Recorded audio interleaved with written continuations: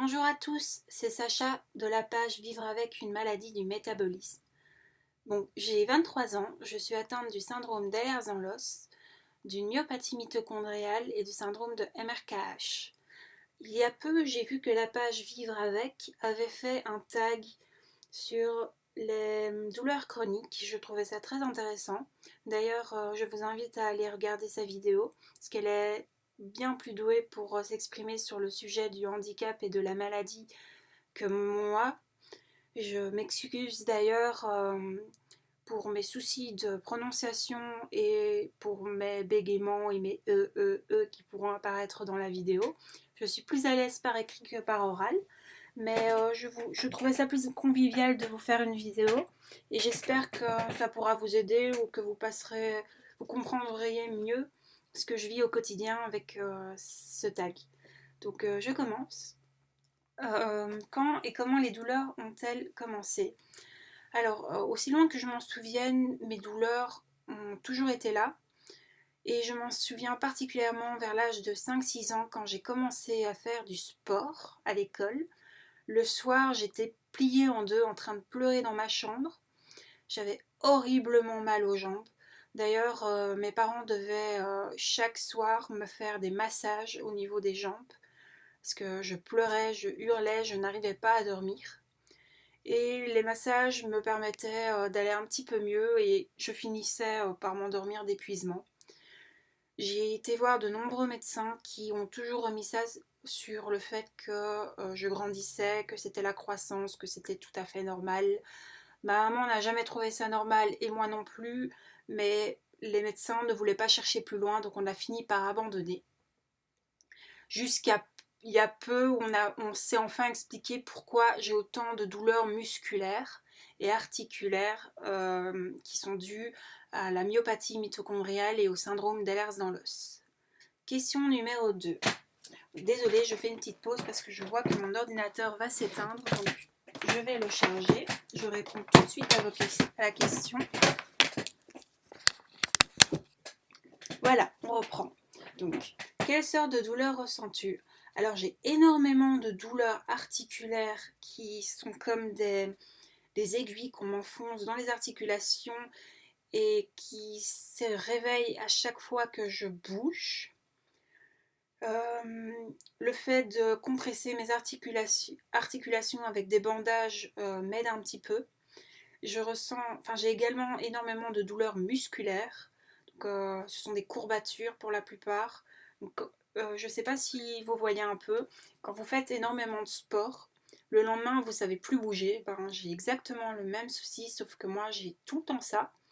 Même sans bouger, sans faire de sport, parce que je suis en fauteuil roulant, donc je ne bouge pas beaucoup. Mais j'ai énormément de douleurs et de raideurs musculaires.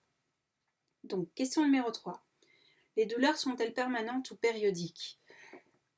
J'ai un petit peu des deux. Donc, les douleurs permanentes, ce sont les douleurs musculaires au niveau des hanches et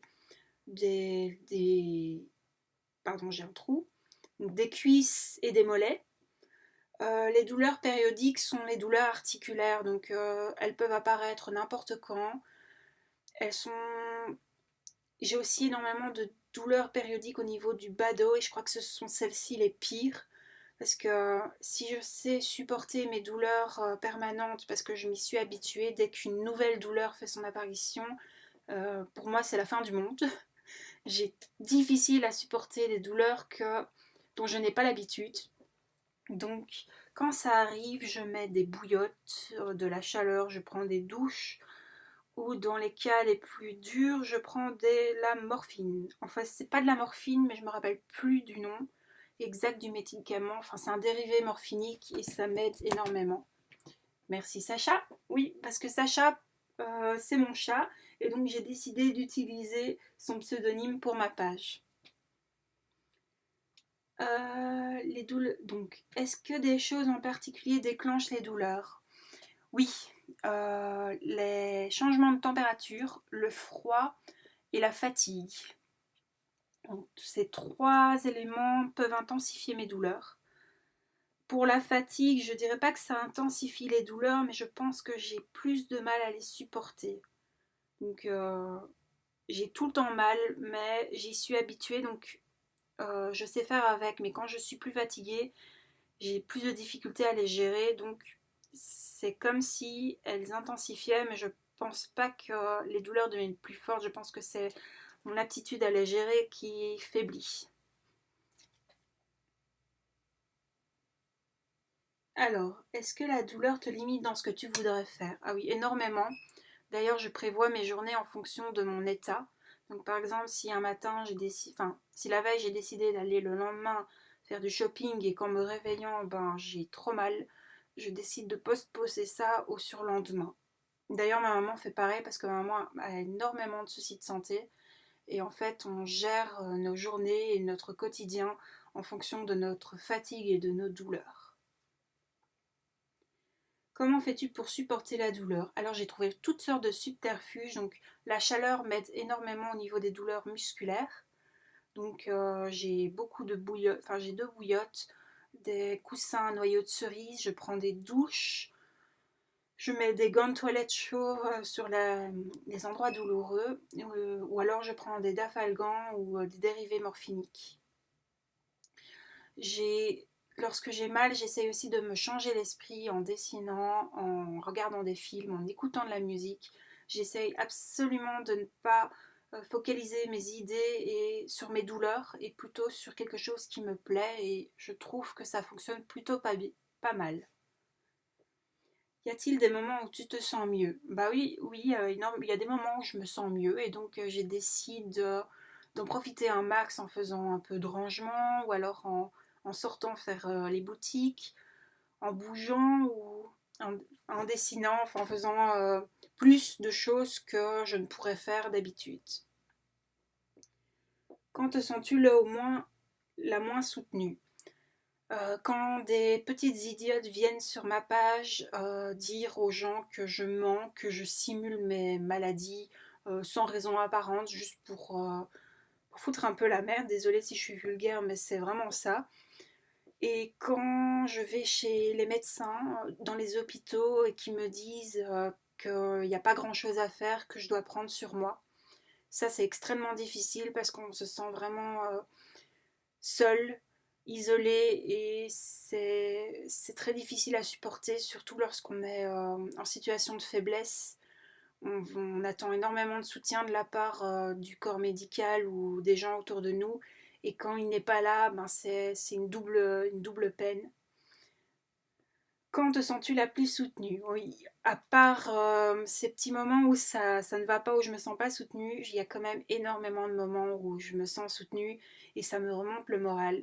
Quand les gens, par exemple sur ma page Facebook, me disent que grâce à mes BD, grâce à mon dessin, ça leur donne envie de continuer, de faire mieux, de se surpasser, qui me disent qu'ils aiment ce que je fais, qu'ils attendent à chaque fois une nouvelle planche ou un nouvel dessin de ma part. Alors là, je me sens bien, j'ai envie de me surpasser, de ne pas abandonner. Puis j'ai la chance d'avoir une maman qui me soutient énormément. Donc dès que ça va pas, je vais la voir et elle trouve toujours les mots justes pour me soutenir. Donc voilà, le tag est terminé. J'espère que ça vous aura plu. Je m'excuse encore pour les difficultés pour m'exprimer. Je suis vraiment plus à l'aise par écrit, mais j'espère que ça vous fera quand même plaisir et j'essaierai de m'améliorer pour les prochains. Parce que je me dis que si je ne teste pas et que je ne fais pas de vidéo, je ne pourrai pas m'améliorer. Donc autant le faire maintenant.